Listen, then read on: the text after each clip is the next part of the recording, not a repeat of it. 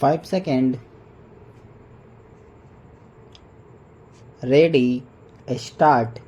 इससे बड़ी विडंबना और क्या होगी कि देश भर में जिन कुछ परीक्षाओं को सबसे पुख्ता इंतजामों के बीच कराए जाने और उनकी गुणवत्ता के लिए जाना जाता रहा है, आज धांधली या फिर पहले ही प्रश्न पत्रों के बाहर आ जाने की लगातार घटनाओं के बीच उनकी विश्वसनीयता को गहरी चोट पहुंच रही है। इन परीक्षाओं का आयोजन कराने वाली एजेंसी की साख इस तरह गिर चुकी लगती है कि अब उसकी क्षमता पर सवाल उठने लगे हैं। सवाल है कि अगर यह स्थिति पिछले काफी समय से निरंतर बनी हुई है तो इसके लिए किसकी जिम्मेदारी बनती है। गौरतलब है कि बुधवार को हुई विश्वविद्यालय अनुदान आयोग नेट परीक्षा में कई स्तर पर हुई गड़बड़ी के संकेत मिलने के बाद केंद्रीय शिक्षा मंत्रालय ने उसे रद्द करने की घोषणा कर दी। दरअसल परीक्षा के अगले ही दिन यूजीसी को गृह मंत्रालय के भारतीय साइबर अपराध कोऑर्डिनेशन केंद्र से परीक्षा में गड़बड़ी होने के स्पष्ट संकेत मिले थे। अब मंत्रालय ने परीक्षा रद्द करने के साथ साथ इसकी जांच केंद्रीय जांच ब्यूरो यानी सीबीआई को सौंप दी है। जाहिर है अब समूचे मामले की जांच की प्रक्रिया चलेगी, लेकिन कितने दिनों में उसका नतीजा क्या आएगा, किसे कटघरे में खड़ा किया जाएगा, क्या कार्रवाई होगी, गड़बड़ी से बचाव के क्या इंतजाम किए जाएंगे, इसे लेकर कोई स्पष्टता शायद ही सामने आए।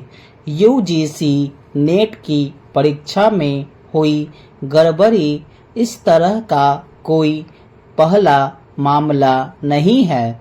देश में अलग अलग राज्यों में स्थानीय और राष्ट्रीय स्तर पर चिकित्सा और इंजीनियरिंग पाठ्यक्रमों में दाखिले के लिए आयोजित की जाने वाली परीक्षाओं के दौरान गड़बड़ी या प्रश्न पत्रों के पहले ही बाहर आ जाने की घटनाएं पिछले कुछ समय से लगातार सुर्खियों में रही है। यह तब है जब इन परीक्षाओं में शामिल होने वाले विद्यार्थियों को परीक्षा केंद्र में प्रवेश के पहले बहुस्तरीय और बारीक जांच की प्रक्रिया से गुजरना पड़ता है और किसी भी तरह की संदिग्ध वस्तु अंदर ले जाने की छूट नहीं होती।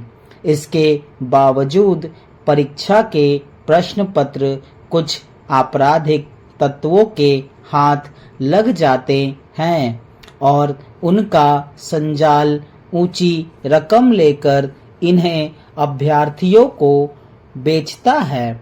जब एनटीए और संबंधित महकमों की ओर से हर स्तर पर चौकसी बरतने और सुरक्षा के पुख्ता इंतजाम किए जाने का दावा किया जाता है, तब इतनी गंभीर गड़बड़ी कैसे संभव हो पाती है। अंदाजा इससे लगाया जा सकता है कि हाल ही में जब नीट की परीक्षा में धांधली की खबर सामने आई तब केंद्रीय शिक्षा मंत्री ने पहले उससे इनकार कर दिया था, मगर बाद में जब इस मामले में कुछ माफिया की गिरफ्तारी हुई तब जाकर यह कहा गया कि कुछ गड़बड़ी हुई है। सवाल है कि धांधली की खबरें आने के बाद उस पर उचित कार्रवाई सुनिश्चित कराने के बजाय उसे नजरअंदाज करने, पर्दा डालने या फिर उस पर राजनीति की कोशिशों को कैसे देखा जाएगा। जिन परीक्षाओं में लाखों विद्यार्थी एक उम्मीद लेकर तैयारी करते हैं, उनके प्रश्न पत्रों को बाहर निकालकर लाखों विद्यार्थियों के भविष्य से खिलवाड़ करने वाले माफिया या आपराधिक तत्वों की पहुंच कैसे परीक्षाओं के आयोजन से जुड़े उस तंत्र तक हो जाती है जो पूरी पारदर्शिता और सख्ती के साथ परीक्षा आयोजित कराने का दावा करता है।